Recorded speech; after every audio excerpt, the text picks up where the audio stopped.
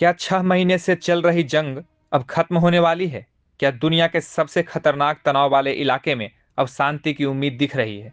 और सबसे बड़ा सवाल, क्या इसका असर भारत में पेट्रोल डीजल की कीमतों पर भी पड़ सकता है? अमेरिकी राष्ट्रपति डोनाल्ड ट्रंप ने एक बड़ा बयान दिया है। उन्होंने कहा है कि उन्हें लगता है कि जंग अब ज़्यादा लंबी नहीं चलेगी। दूसरी तरफ दुनिया के सबसे अहम समुद्री रास्तों में से एक स्ट्रेट ऑफ हॉर्मुज को लेकर भी बातचीत तेज हो गई है। लेकिन आखिर पूरा मामला क्या है? आइए आसान भाषा में समझते हैं। सबसे पहले ट्रंप के बयान की बात करते हैं। व्हाइट हाउस में मीडिया से बात करते हुए ट्रंप ने कहा कि उन्हें उम्मीद है कि युद्ध जल्द खत्म हो सकता है। उनका कहना था कि ईरान अब इस लड़ाई को ज़्यादा समय तक नहीं खींच पाएगा। साथ ही उन्होंने यह भी कहा कि हॉर्मुज को लेकर बातचीत आगे बढ़ रही है।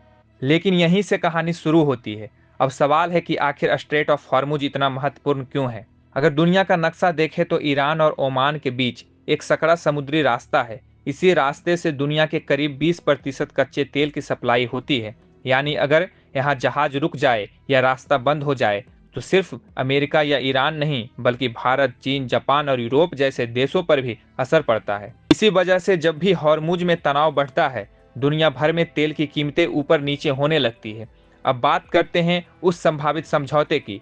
रिपोर्ट्स के मुताबिक हॉर्मुज में जहाज़ों की आवाजाही सामान्य करने को लेकर बातचीत चल रही है, लेकिन अभी कई बड़े मुद्दों पर सहमति नहीं बनी है। खबरों के अनुसार ईरान चाहता है कि वहां से गुजरने वाले जहाज़ों पर कुछ शुल्क लिया जाए, जबकि अमेरिका इस बात से सहमत नहीं है। यही वजह है कि बातचीत जारी है, लेकिन अंतिम समझौते का इंतजार है। इस खबर का असर बाजार में भी दिखा। समझौते की उम्मीद बढ़ने के बाद अंतर्राष्ट्रीय बाजार में कच्चे तेल की कीमतों में गिरावट देखने को मिली, क्योंकि निवेशकों को लगा कि अगर हॉर्मुज समान तरीके से खुल जाता है तो तेल की सप्लाई आसान हो जाएगी और बाजार में राहत मिलेगी। लेकिन यहाँ एक बात समझना जरूरी है। ट्रंप ने भले ही कहा हो कि जंग जल्द खत्म हो सकती है, लेकिन अभी तक युद्ध खत्म होने का कोई आधिकारिक ऐलान नहीं हुआ है। ईरान की तरफ से भी अभी सभी मुद्दों पर सहमति की पुष्टि नहीं की गई है। यानी बातचीत चल रही है, लेकिन कई सवाल अब भी बाकी हैं।